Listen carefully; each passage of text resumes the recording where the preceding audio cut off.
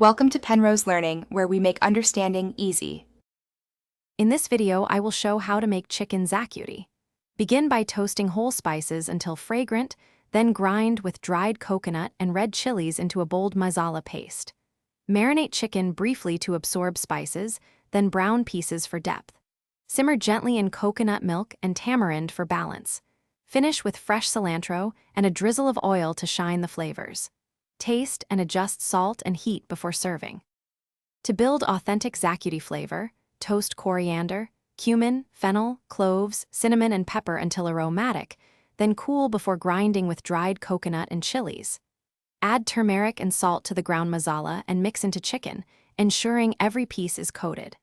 Let the marinade rest at room temperature or chill briefly to deepen the flavors. This step infuses the meat, so the final sauce becomes deeply savory and satisfying. Start by browning marinated chicken in oil to develop caramelization and rich flavor, being careful not to crowd the pan. Remove chicken, then sauté onions, ginger, and garlic until soft. Return the chicken and deglaze with a little stock to lift brown bits.